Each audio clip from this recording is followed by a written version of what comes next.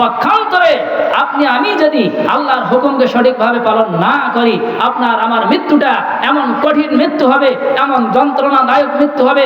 মুসনাদ আহমদের মধ্যে বারা ইবনে আযিব রাদিয়াল্লাহু তাআলা আনহু থেকে বর্ণিত, আল্লাহর নবী সাল্লাল্লাহু আলাইহি সাল্লাম বলেছেন, বেঈমানের যখন মৃত্যুর সময় ঘনিয়ে আসে তখন শয়তান তার ঈমান ছিনিয়ে নেয়, আর আল্লাহ তাআলার জাহান্নামী ফেরেশতা ভয়ঙ্কর আকৃতি ধারণকারী ফেরেশতাদেরকে ওই মৃত্যু ব্যক্তির কাছে পাঠিয়ে দেয়। ভয়ঙ্কর আকৃতি রাখার পর ওই ব্যক্তির জানটা পলানোর জন্য বিভিন্ন ভাবে চেষ্টা চালাতে থাকে। পলানোর তো কোনো জায়গা নাই। আল্লাহ তাআলা বাইনাল মাফার, ওরে গোলাম আজকে তুই কোথায় পালন করবি? আইনামা তাকুনু ইদরিকুমুল মাউতু ওয়ালাউ কুনতুম ফি বুরুজিম মুশাইয়াদা। আজকে যদি সপ্তম আসমানে পালন করো তাও পালাইতে পারবে না। আজকে যদি সাত তবক জমিনের নিচে আত্মগোপন করো তাও পালাইতে পারবে না। তারপরেও সেই রুহটা পালানোর জন্য বিভিন্ন ভাবে তার দেহের বিভিন্ন অংশের মধ্যে ঢুকে ঢুকে সে পালানোর চেষ্টা করতে থাকে। ইতিমধ্যে আজরাইল আলাইহিস সালাম উপস্থিত হন।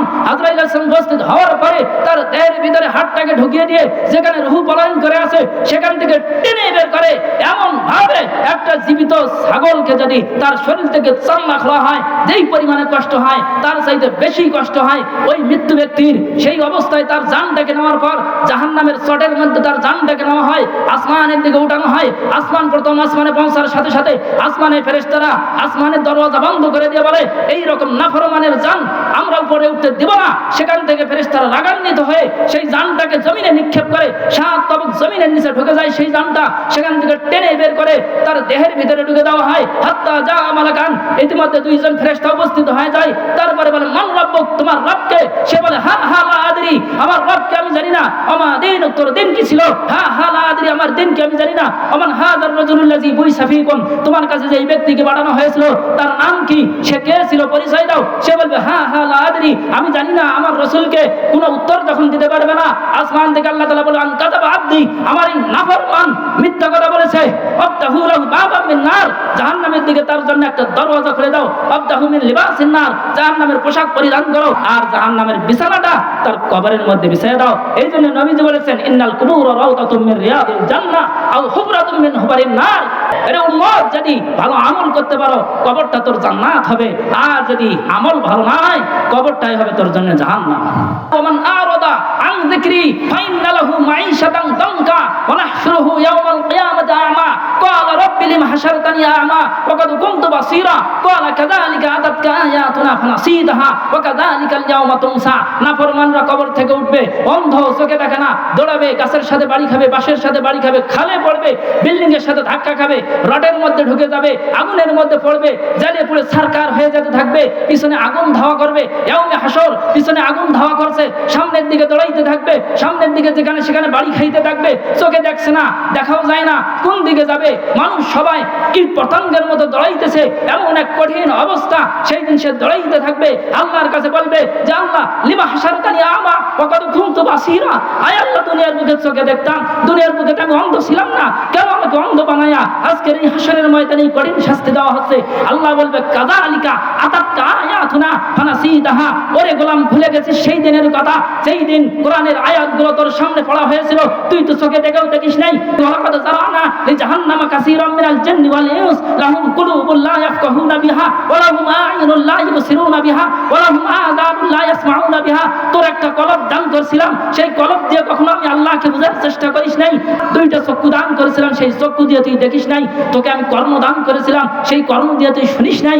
আজকে আমি আল্লাহর সাথে তোর কোনো সম্পর্ক নাই। দুনিয়ার বুকে যখন আমার হুকুমগুলোকে তুমি অবজ্ঞা করেছো, আমার হুকুমকে দেখার পর না দেখার ভান করেছো, আমি আল্লাহর হুকুমগুলো বুঝার পর না বুঝার ভান করো। আজকে অন্ধ হও, অন্ধ হয়ে দাঁড়াও, দেখো মজা কত। দুনিয়ার বুকে চোখ দেওয়ার পর চোখের শুকরিয়া আদায় করো নাই।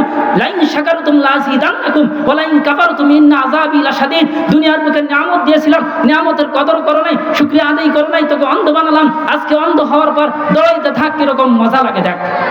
আমার ভাইরা, দৌড়াইতে থাকবে, আসমান বিদীর্ণ হয়ে যাবে। ইজা সামাউ ফাতারাত ওয়া ইজাল কাওয়াকিবু ইনতাসারাত ওয়া ইজাল বিহারু সুজিরাত ওয়া ইজাল নুফুসু যুওয়াজাত ওয়া ইজাল উহুশু হুশিরাত। সেই দিন আসমান বিদীর্ণ হয়ে যাবে, আসমান ভেঙে ভেঙে পড়তে থাকবে, তারকারাজিগুলো মলিন হয়ে যাবে, সূর্য তার আলো হারিয়ে ফেলবে, চন্দ্র তার আলো হারিয়ে ফেলবে। 10 মাসের অগ্নি ভয়ে আতঙ্কে গর্ভপাত ঘটে যাবে। বন জঙ্গলের প্রাণীগুলো যারা একজন আরেকজনের উপর রাজত্ব করত, একজন আরেকজনকে ভক্ষণ করত, বাঘ যেমন ভাবে হরিণ হরিণকে ভক্ষণ করত, কুমির যেরকম ভাবে মানুষকে ভক্ষণ করত, অন্যান্য মাছকে ভক্ষণ করত, সেদিন তারা সকলে একত্রিত হয়ে যাবে, ভক্ষণ করার কথা ভুলে যাবে। সকলে বলবে যে আমার কি অবস্থা, আজকে আমি বাঁচবো কি করে? পাহাড়গুলো তুলার মতো উঠতেছে, আকাশ ভেঙে ভেঙে পড়তেছে, তারকারাদিগুলো ভেঙে গুড়ার মতো পড়তেছে, আজকে আমরা কিভাবে বাঁচবো? বাঁচার জন্য সকলে পাগল হয়ে যাবে। ইজা সুলজিলাতিল আরদু জিলজালাহা, জমিন থরথর থরথর করে কাঁপতে থাকবে। ওয়া আখরাজাতিল আরদু আসকালাহা ওয়া ক্বালাল ইনসানু মা লাহা ইয়াওমাইযিন তুহাদ্দিসু আখবারাহা বিআন্না রাব্বাকা আওহালাহা, জমিন কাঁপতে থাকবে, জমিন থেকে যতগুলো ধন ভান্ডার আছে সব কিছু বের হয়ে আসবে। মানুষ সেগুলো দেখবে আর কাঁদবে আর বলবে আরে এই সেই সম্পদ, যেই সম্পদের জন্য আমি আমার ভাইয়ের সাথে মারামারি করেছি, আমি আমার বাবার সাথে গন্ডগোল করেছি, ভাইয়ে ভাইয়ে আমাদের পালন হয় নাই, পিতা মাতার সাথে গন্ডগোল হয় নাই, বন্ধুদের সাথে বন্ধুত্ব নষ্ট হয়েছে, এই সম্পদের কারণে আজকে স্বর্ণের পাহাড় আমার চোখের সামনে, আজকে রূপার পাহাড় আমার চোখের সামনে, আজকে হাজারো ধন ভান্ডার সব কিছু আমার চোখের সামনে, কোনো কাজে আসতেছে না। ওয়াকালাল ইনসানু মা লাহা, মানুষ বলবে কি হলো, আজকে এমন কোন দিন যেই দিনের কারণে আজকে সব কিছু চোখের সামনে কোনো কাজে লাগবে না। ইয়াওমাইযিন তুহাদ্দিসু আখবারাহা বিআন্না রাব্বাকা আওহালাহা, জমিন বলবে, জমিনকে সেদিন আল্লাহ তাআলা বলার ক্ষমতা দান করবেন। জমিন মানুষকে বলবে আরে নাফরমান, আজকে হলো কিয়ামতের দিন, বহুত দৌড়াদৌড়ি করেছো, বহুত ছোটাছুটি করেছো, আর ছোটাছুটি করার কোনো সুযোগ নাই। জমিন সেই দিন মানুষের সাথে কথা বলবে, মানুষের সামনে তার আমল নামাগুলো দেওয়া হবে, মানুষ আমল নামা দেখবে। ওয়া আম্মা মান উতিয়া কিতাবাহু বিশিমালি ফায়াকুলু ইয়া লাইতানি লাম উতা কিতাবিয়া ওয়া লাম আদরি মা হিসাবিয়া ইয়া লাইতাহা কানাতিল কাদিয়া মা আগনা আন্নি মালিয়া হালাকা আন্নি সুলতানিয়া। বাম হাতে আমল নামা দেওয়া হবে, নাফরমান চোখের পানি ছেড়ে দিয়ে কাঁদতে থাকবে। ওয়া আম্মা মান উতিয়া কিতাবাহু বিশিমালি ফায়াকুলু ইয়া লাইতানি লাম উতা কিতাবিয়া। আহারে আফসোস, আজকের দিনে যদি আমার আমল নামা দেওয়া না হতো, আজকের দিনে যদি বিচার না হতো, আজকের দিনে যদি হিসাব দেওয়া না লাগতো, আজকের দিনে যদি আল্লাহর সামনে উপস্থিত হওয়া না লাগতো, কতই না ভালো হতো। মা আগনা আন্নি মালিয়া হালাকা আন্নি সুলতানিয়া।